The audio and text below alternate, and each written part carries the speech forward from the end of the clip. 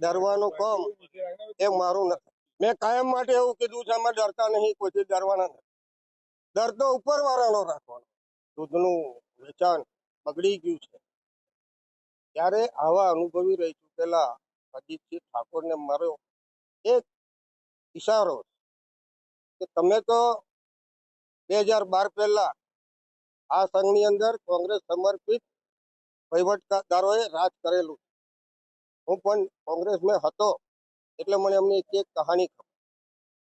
જે આજે કહેવામાં આવે છે તો 2012 પહેલા ડેરીનું દૂધ સંપાદન 3,74,000 લીટર હતું.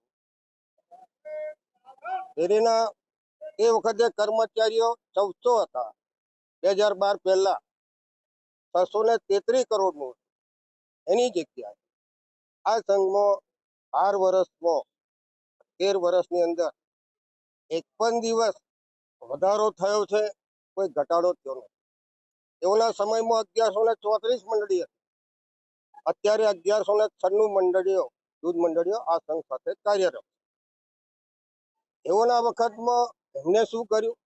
એટલો ભાવ ફેર આલ્યો કે તમે પ્રમુખ હતા, તમે ઉપપ્રમુખ હતા, તમે સાધારણ સભામાં દૂધ મંડળીની કમિટીના દૂધ ઉત્પાદકો સાથે કરેલી સભાઓ છે તો એનો જવાબ આપે.